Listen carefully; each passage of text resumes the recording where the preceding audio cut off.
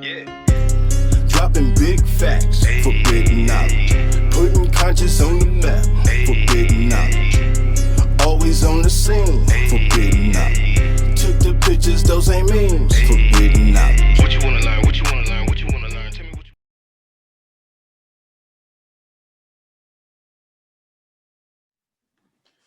Hey everybody, Billy Carson here, Forbidden Knowledge.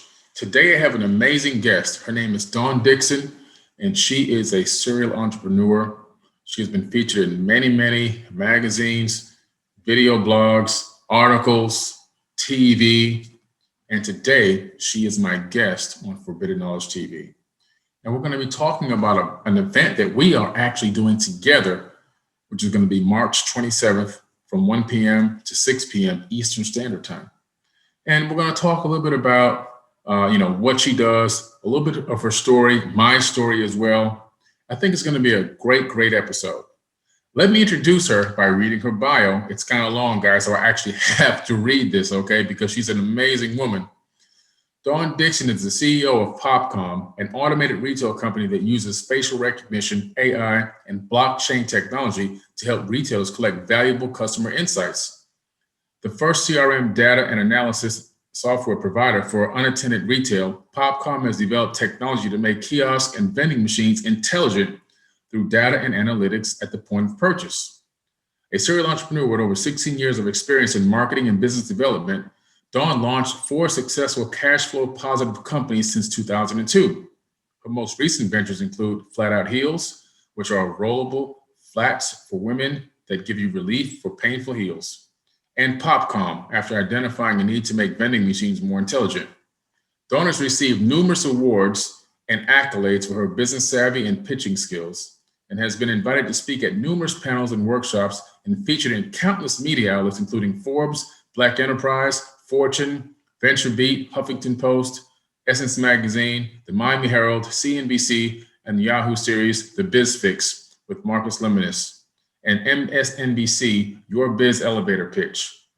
As a recognized leader in entrepreneurship and digital marketing, Dawn is featured in the Who is Who, Black Columbus, and Who's Who in Atlanta, honored as one of the Legacy Miami's top 40 under 40 leaders in South Florida, and listed among the 50 young visionary women leaders to watch by Innovating magazine. Dawn received her BA in journalism from Ohio State University. Additionally, Dawn was selected to participate in some of the nation's top accelerated programs for entrepreneurs, including the New ME in San Francisco, the Canopy in Boulder, and Techstars in Los Angeles, and is recognized as one of the nation's top entrepreneurs on the rise. Okay, guys, that was a mouthful, okay? She's obviously got her stuff together. She's a multi-millionaire on her way to becoming a billionaire. And we are going to host a phenomenal workshop together at the end of this month. And I want you to watch this episode and pick up some tidbits, because we're going to drop some knowledge in this episode. So I'll see you on the other side.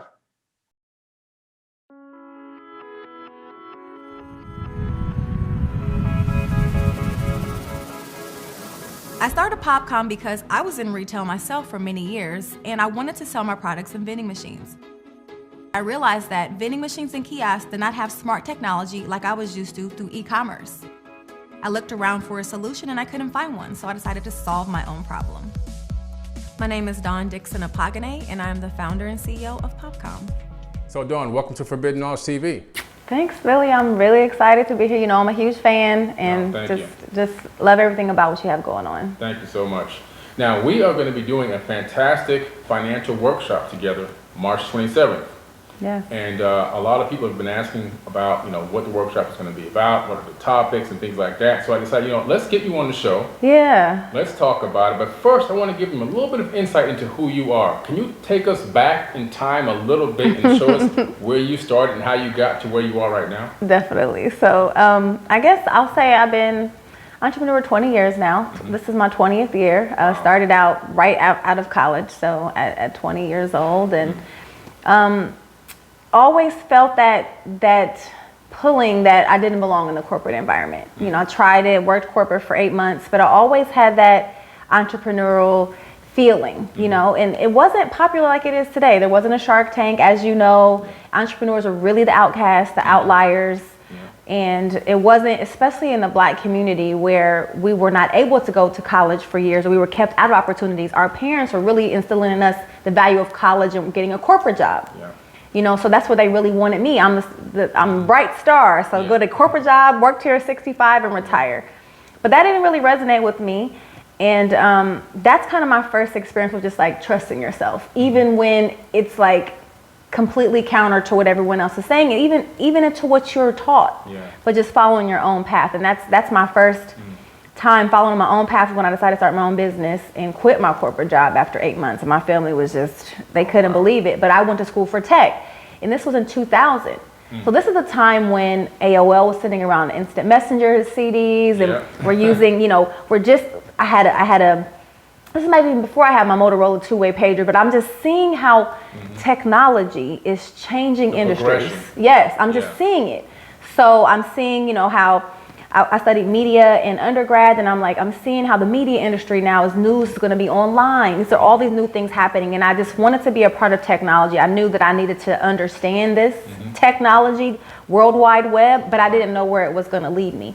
But I'm so glad that I pursued that, because it gave me a lot of information that was typically not given to people in our community. Correct. You know, in my classes at DeVry, which grew up in Columbus, Ohio, I didn't hear about MITs and Harvard. It wasn't conversations to me. Right. It was like, go to Ohio State. And, you know, I always was encouraged to do things like in the arts or humanities or writing, or no one ever talked about tech.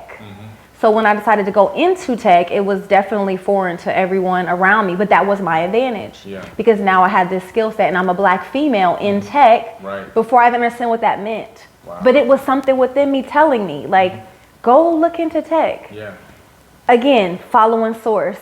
Like where I am today, 20 years later, the seed was there, and I didn't even understand where it was leading me. And so that's really the story of my journey. Went to school for tech. Started my own tech company, my first tech company in 2001 with a friend. It was a media platform for entertainment and events. We had video streaming before YouTube. We had music players online that my partner, young Black guy, 22 years old, hand coded. But we didn't have the mentors. We didn't know what we had, because there was no one telling us, hey, you guys are building a platform. You've built something that's worth millions of dollars. No guidance. We had no guidance. There was nothing on TV. There was no programs. I didn't even know I had a tech company. Wow. I didn't know that's what it was called. It was like I was a small business. And so I did that for 6 years, and really we stopped doing it, not because it was failed. It did really well, but we just didn't know how to monetize it completely. We didn't have the guidance, and we kind of got burnt out. We didn't know how to scale it. We didn't know how to grow it past us making a good income from ads, you know?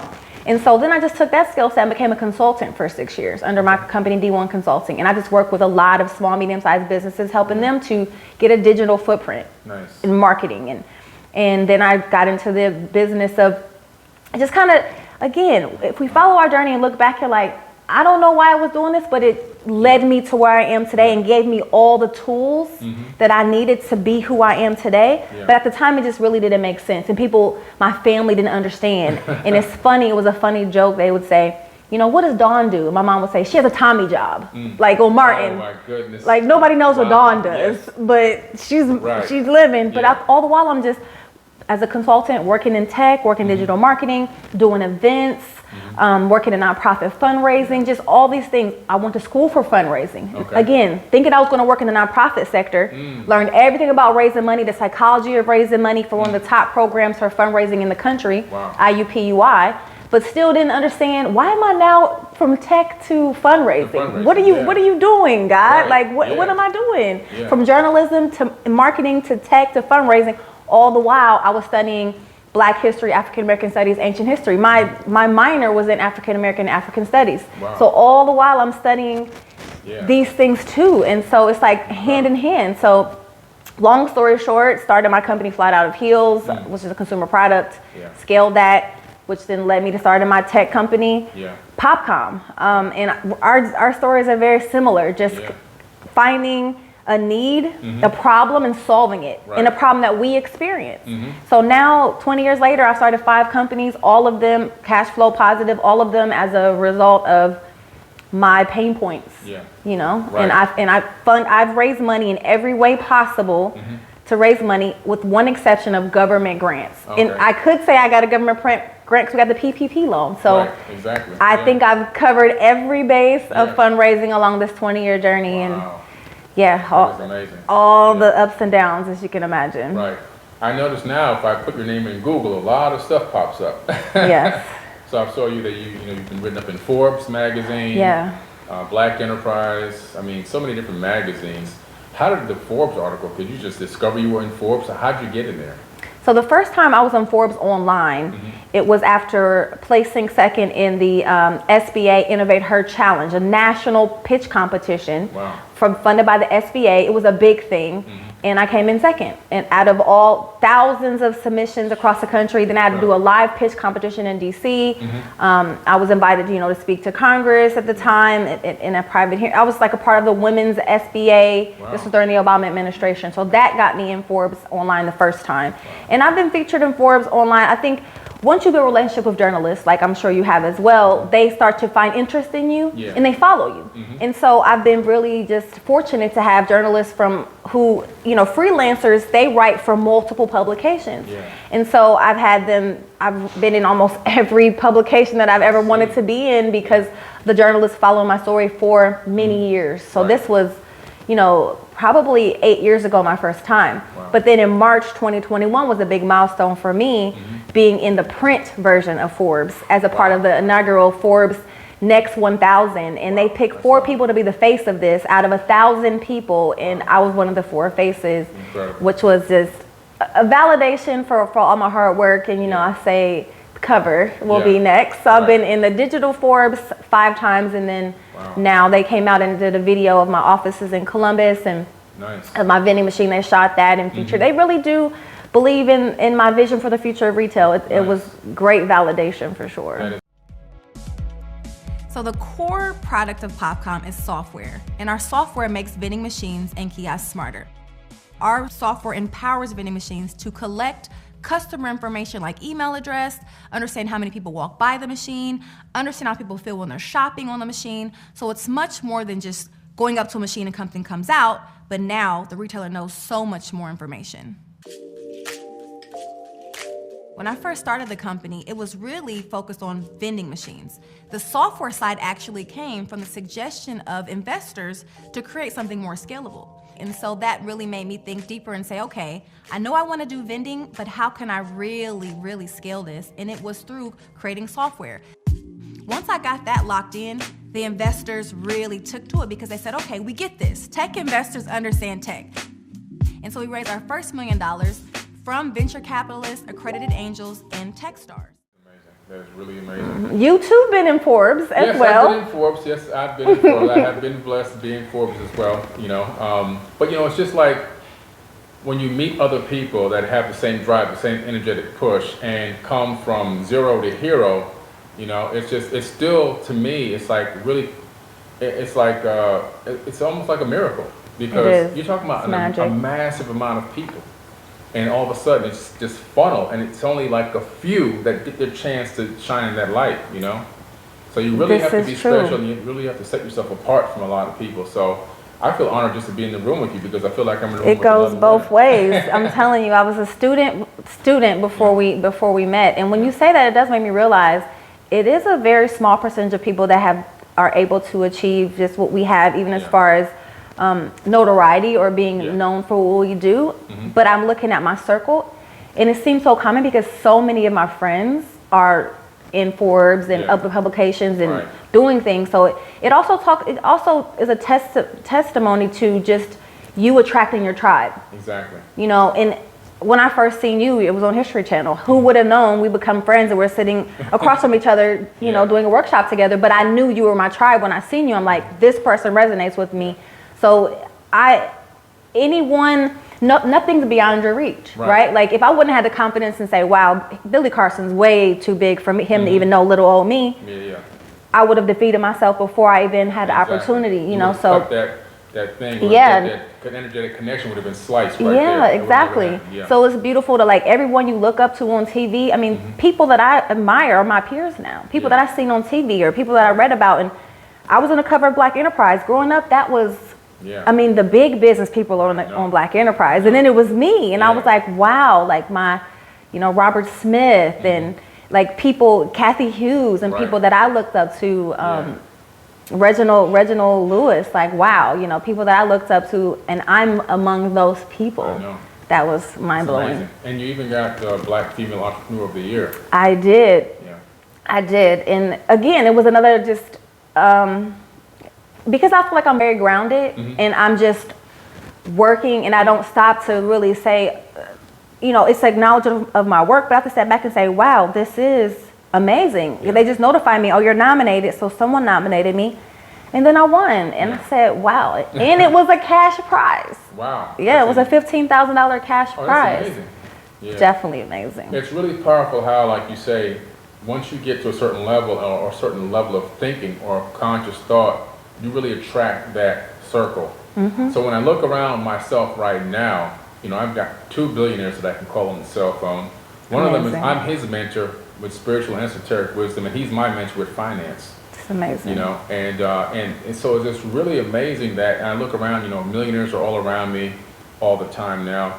And I think what we're putting together with this workshop is going to also attract more people that are going to be the cream that rise to the top. Absolutely. And it's just building on that circle and getting more people involved in this millionaire mindset. It is. And eventually even some of these people will become the billionaire mindset. Exactly. That's the process, And it's the same mindset. It's just being able to grasp that something that large, because I remember even for me, when I first started flat out and I was raising money, I didn't think big enough because I'd never seen that type of money. No one that I knew was getting that type of money. So I first went to invest and I'm like, well, put together a budget. I need about $100,000. Yeah. And they're looking at me laughing like, $100,000? You're not going to do nothing with this. No. You'll be, the kind of businesses that we're used to funding, $100,000 is like one person salary. Like, how are you going to run this business? Yeah. So I didn't change my mind and say, wait a minute.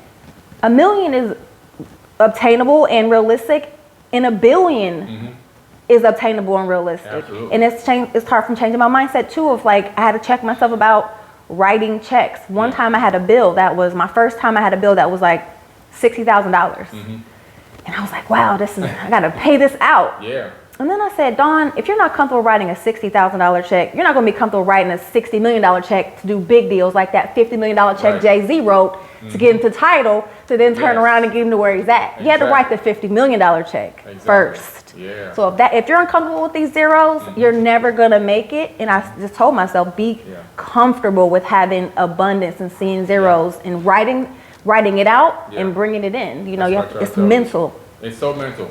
Because like I tell people, when I mentor them, don't focus on analyzing your bank account every 5 seconds. Right. I mean, make sure your books are balanced, make sure you're being responsible and everything else. But there's some people who started getting a couple of dollars that I was talking with and mentoring, and they were checking like, oh, look, look, man, if you do that, what you're saying to the universe is, I'm afraid that abundance is going to stop. You're being too obsessive over what's in there now. It's almost as if you don't believe it's there. Or seeing it and holding on to it. Like I can't let it go out. I'm scared to invest it and make more because you want to hold on to it. And that's a thing that we experience as a community because historically things have been stolen from us. Or, we haven't been able to obtain it. Yeah. When I first had $100,000 in the bank that was mine, I was like, oh my goodness, this is my money. But then I knew I couldn't sit on it or it would never grow. I had to get it out of my bank account. That's the worst place to have your money is sitting in a savings account. Because actually, when it's out in the street, then the money becomes employees.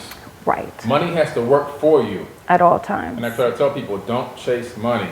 Chase your passion and the money will do its job. And the job will bring back more money. And you'll be able to fulfill. But that's what we have to show people because we say these things and it's like normal to us. Don't chase money, it comes to you. Right. Or like there's sayings that we've been hearing, but we have to put actionable steps behind those things so they can understand. Correct. And that's what we're going to be doing in the workshop is saying, okay, yes, don't chase money, but you should be taking some actions. Exactly. And these are the actions, but it's the energy behind the actions, not have the energy of lack or fear or, wanting to hold on to things. It's a whole different thing you have to put behind it. But that's in between like what we're doing and everybody else. Because they'll tell us these quotes and affirmations. But they don't give you the information. They don't give you the actionable steps.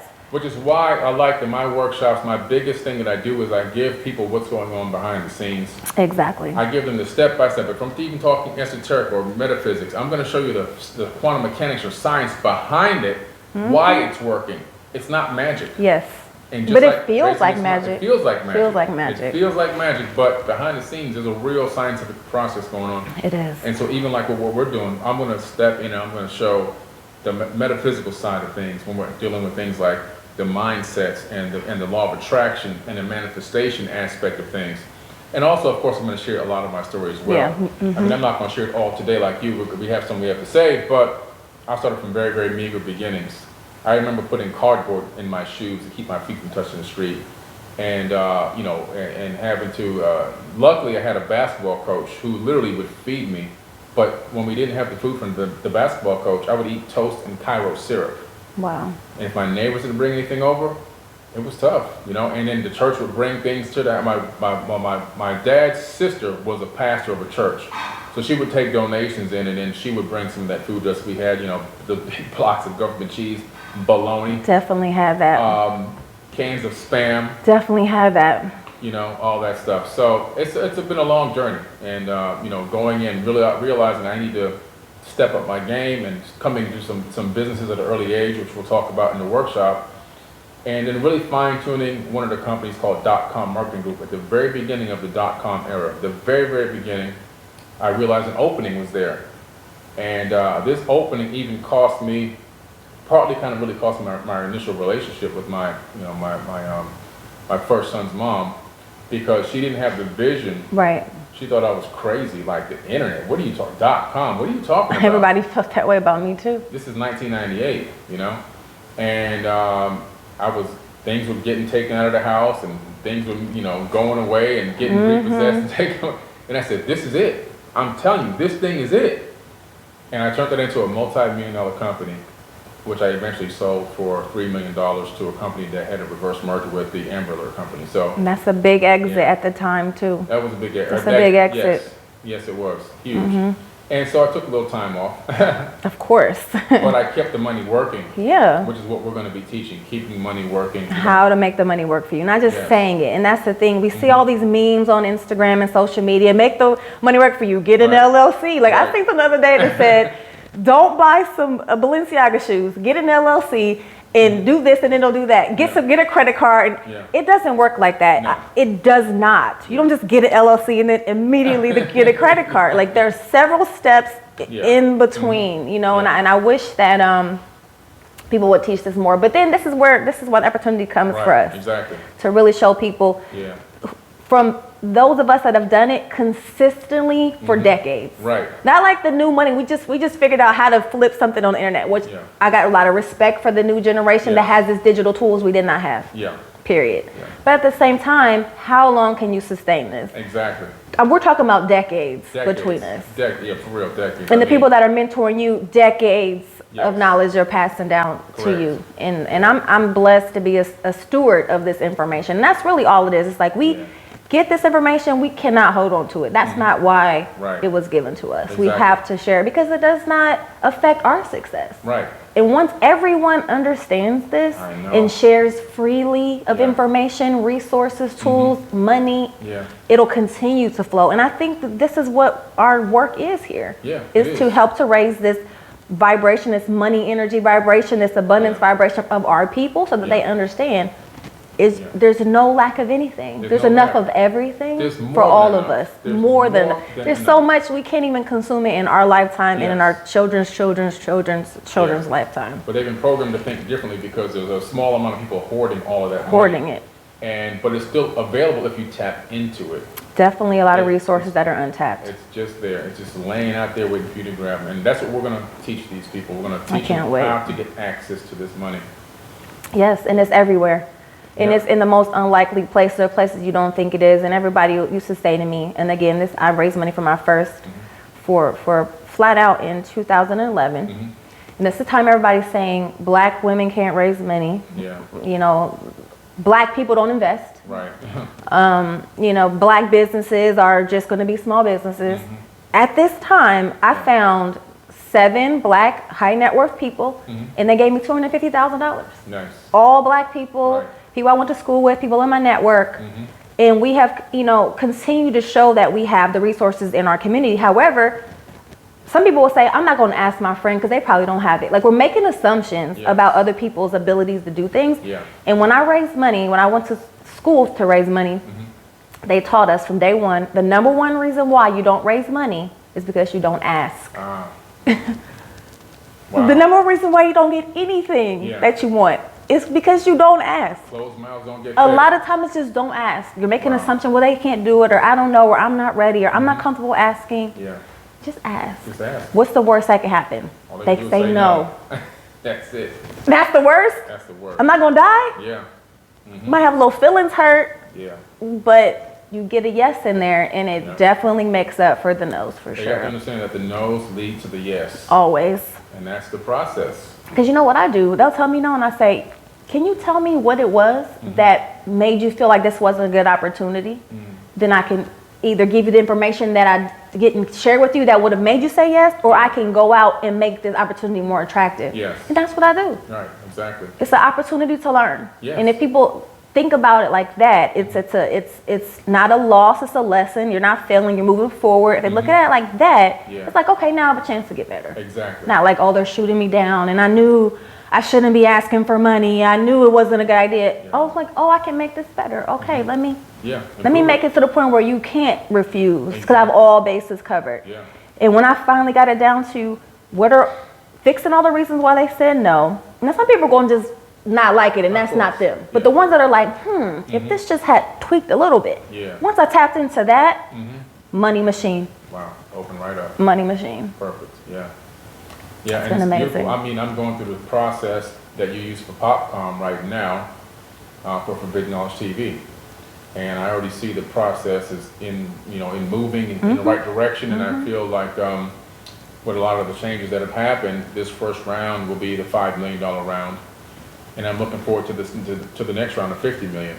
That's amazing. Yeah. And that's what it's going to take to really take this platform. I mean, look at Netflix, look at Gaia, look at Hulu and all these Roku, that's what it takes. That's what it takes. That's what it takes. Yeah, that's literally what it takes. It's what it takes and more, and I love it because of the content. There's nothing like that out there. That's why immediately I canceled my Gaia. Yeah. And I was one of the early subscribers. Yes, and you I'm are. not going to stop my subscription. Thank you. I appreciate it. We're always on there, and I love seeing how it grows. So Thank you. the amazing thing is it's built from the community. The content is from people who are actually in the community, and then the community is going to be able to invest. Exactly. So we're given another layer, which we also will teach about crowdfunding and how to tap into your community to raise money for equity, raise money to pre-sell products, raise money to fund films. Yeah.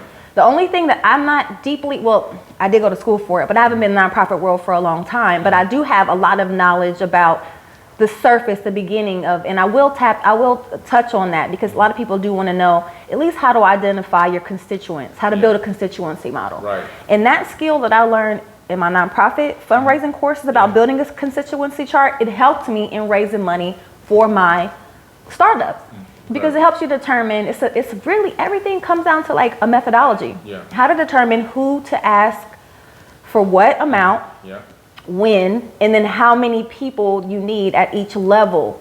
So I will teach that too. And it's just, it's a great foundation just to build a community in general. Yeah, absolutely. And we're going to have worksheets and information that they'll be able to save and actually utilize at home. Yes, a PDF workbook. We'll combine, the content that we share, and I like to give them things to write down and work through. Answer questions just to get them by the time they finish the workbook, they have what they can turn into a business plan. They have what they can turn into a model. Yeah. Because a lot of times they'll come to me and say, I don't know what to start. Can somebody write my business plan for me? And I say, you should never pay anybody to write your business plan. You must write your business plan. You can pay someone to clean it up, to edit it, to copyright, to make it flow, but you must write your business plan. And so this workbook is giving you all the information or having you, asking you the questions for you to write down the information that you need for a business plan. So then you could take this and either type it out yourself or have someone else do it. And this is going to be like half the battle really for new businesses, figuring out how to document and what information they need to be looking for. Exactly. And it's also great for existing businesses Absolutely. that want to raise capital. A lot of Wanna raise existing capital. small businesses don't even have a business plan. They don't have a business plan. They don't have a due diligence data room, which I'll teach about what that is. And I didn't know what it was. Like I said, I've been in business 20 years. It wasn't until 10 years ago that I even understood these things. I went to the Black Enterprise Entrepreneur Conference, and I had never heard of venture capital. Wow. 10 years ago. Yeah. I'd never heard of 8 years ago, probably. It was 8 years ago. Yeah. I never heard of fundraising. I not like this. I got my money from friends and family. You know, my dad gave me money. Right. But there's a system called venture capital, Yeah. and I learned it from two Black guys. They had early pioneers. Mark Mathis, he has since passed away, but early, you know, Tim Reese, early Black, you know, angel investors trying to create a Black fund. It was so early. Wow.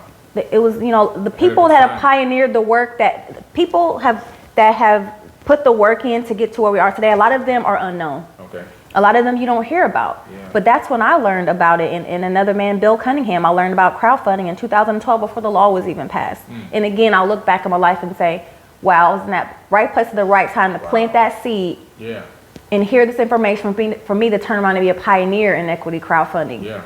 But you never know why you're put in certain rooms and why you have certain information until the time comes to activate that. And I feel like for us, we have so much information that we're going to give so many people that piece that they need. Yeah. We're going to be used by, you know, the universe to deliver information to people that they don't even know they need, because they don't know what they don't know. Yeah. But it's going to be that one information to be like, oh my God, that was what it was for me. I was like sitting in the audience of the conference like, oh my God. Yeah. I've been there before. My life just changed because I knew this information, and now I can tap into this. Yeah. Yeah. Amazing. I'm so excited. Like, you know, Me too. I can't wait for the 27th of this month so we can really unleash this wealth of knowledge on the people. We got 5 hours. We have 5 hours. It's going to go by quick because we have a lot of information and techniques to share. Yeah, yeah. But they're going to get their money's worth. They are Definitely. going to get more than their money's More worth. than their money's worth, Because for sure. the big time gurus will charge them $3,000-$4,000 to access a Absolutely. workshop like this. Absolutely. And they got to pay for their own airfare, their own Uber Absolutely. and car, and their own food for the whole. And that was my challenge before. Prior to COVID, really, when everything was in person, there was many even conferences and workshops that you did. And like Contact in the Desert. And I wanted to be there, and I could not get there. I'm so glad it's on Forbidden Knowledge TV now, because I definitely watched it. There you go. But, you know, you have to get there and get a hotel and get a flight and then get into these rooms, and it's expensive. And a lot of us, you're a leader in these rooms. There are not a lot of us in there. People that look like us. Not a lot. That access to the information. So for me, the $199 is to let people just make an investment in yourself. Just to know, like, you're committed, you care enough, you're going to show up, but we're giving you the game. I mean, literally. We're giving you the game. This is an investment you're making in yourself that's so small. Yeah, very small. Because the value is thousands and thousands and years. I mean, years of study that we're going to condense into something that you can take away. Right, exactly. And then there'll be a replay. They're going to bypass all of our mistakes. Oh, man. All the stuff that we missed, that we learned later. Yes. You know? And so they're getting the benefit of all of our years of experience combined. And, you know, I've been at a high level for a very long time. I've sustained for, like you said, decades. Yes. You know. Even in 2 recessions, ups and downs, a pandemic. I mean, I raised $2 million during the pandemic. You know, my business grew 1,000% during a pandemic. So it's just like, how do you tap into that mindset to say, I don't care what's going on in this 3D reality. I'm about to continue my abundance path. It's not going to stop me. No, it's not going to stop me. In 2020 than I ever made in my entire life. Me too. That I ever made in my entire life. So, guys. And it continued on. 2021 is like, oh, keep it coming. It's coming. It's boom. I mean, I literally get a phone call for money every day to the point it's like, is this my life? Yeah. I mean, because I'm still me, like we talked about before. I'm still me. But all of a sudden, everything I've been working for is just the floodgates have opened. Yeah. Once the abundance flows hard and heavy, and once you've tapped into that flow, you can't stop it. Flow state is a real thing. It's a real, and it takes a minute to tap in once you trust the process. You have to really trust the process. Once you trust the process and know you deserve it. And know you deserve it, and know it's your birthright, and don't be scared of it, and don't think it's too good to be true. Just be like, hey, I'm here for this. Exactly. It took me a minute to accept, like, oh, okay, I'm wealthy. Right. Exactly. I can do this. It's here. It's here. Yeah. I had that first aha moment This was back in, I would say, 2001, when I really realized I was wealthy. Wow. So back then you can write checks at the department stores. And I was in a department store and I had to write a check for what I was buying. I was buying my kids some school clothes. And the lady said, I need to call this check in. So she puts the speakerphone on and she calls in the check, and the thing, it tells you right away. The first thing it does is, I think it was Nations Bank or some old bank that went out of business. But it says your balance amount right away. And everybody's standing in line. I'm like, this is kind of embarrassing. Wow. But I had a lot of money in the account, so I didn't care. But I was like, damn, this is going to tell my whole business to the public. But it was like, your account balance is $889,000, and everybody in line like, whoa. This black man, like. Yeah. And so I realized, like, wow, I'm wealthy. That's when I really realized it. Like, I got almost $1 million in the bank. Yeah, I'm kind of wealthy. Mm-hmm. Yeah. That's when it finally really hit me. It hadn't hit me until that point. Because you're just going. Yeah, I had a friend of mine, very close friend, say to me 2 weeks ago, I had $1 million month. Yeah. Boom. But I didn't even know because I'm just working and I'm just doing my thing. She said, I logged into my dashboard and it said 1.3 million. And she said, I just took 2 days off. Because, you work for those days and then it happens and you're like, oh my God, I did it. Yeah. It was a goal. Yes. $1 million month. I love it. That's amazing. These are my friends. Just, this time last year, everybody's trying to figure out what we're going to do with our lives because the pandemic hit, how we're going to stay in business. And all of us have turned these into, multi-millions. Right. Absolutely. You just have to know how to play in the matrix. Definitely. And that's what I love teaching people. How to dip your toe in that water, because you got to know how to get, every now and then you got to get wet. You have to. And you can pull back, but you got to know how, when you're in that matrix, how to maneuver. You have how to bend it to your will. Yes. That's what it's really all about. It is. It's fascinating. It is. I'm so glad that I know it now, but I love that I'm teaching it even to my teen daughter. Like, imagine if I would have had this information back when I was a teen in my 20s. I could have accelerated my path. Now, my path is for me, and I don't have any regrets. Right. But I'm just grateful that I know it now. Like, some people make it through their whole life and never even know, like, they're literally asleep. Yeah. They're in the pod. Yeah. And just going through this. So that's why it's just so important, anyone that's even hearing this right now, to share this with everyone that they can, because it's really life-changing, legacy, generational changing, community changing, world changing information. That's why you see here, and I'll have Thomas show this, legacy. This is the main reason why I'm doing this. I'm legacy building right now. Exactly. Literally. It's all about legacy building. I'm not planning on what's going to happen with a paycheck on Friday and what I'm going to do and what I'm going to buy. And I'm not planning on the vacation for the next 6 months from now. I'm planning on 2, 3, 4 generations down the road, 5 generations. That's what I'm planning for now. I want to build a city. Yeah. So that's, Beautiful. That's one of my goals, to put together a city. And I'm very inspired, and I feel like we have a community that can start putting up our own cities around the world. Yeah. It's very possible. And there's plenty of land. There's plenty. Abundance. They try to act like it's not. It's so much. There's an absolute, I've been on, like you, I'm a world traveler. There's an abundance of land. Abundance. Yeah, everywhere. And resources. And so once we just tap into who we are, our the power of our minds, but also that we can grow our own food, create our own communities, harness energy. Yeah. We can do everything. Everything. So I feel like even the people that are going to join our workshop are going to be like the beginning of our tribe that we're putting together to really grow wealth around the world together and make real change. I have the vision. I see it. Right. The vision became very clear to me a couple years ago, that what my purpose was. Yeah. And everything has just been unfolding at that point. Nice. And I cannot wait to share this information. All right, it's going to be amazing, guys. So listen. Now I'll turn to the camera. Don't forget, March 27th, 2021, 1 p.m. to 6 p.m. That's for myself and Dawn. We're going to teach you the secrets of how to raise millions of dollars for your business. We're going to teach you the $1 million mindset and the $1 billion mindset. And we're going to teach you how to manifest your reality and take yourself and your future generations to the next level. Okay? So absolutely. Click the Eventbrite link and sign up today. It's underneath this video. Wherever you see this video appear, click that link and sign up today. We'll see you there. All right. Dropping big facts, forbidden knowledge, putting conscious on the map.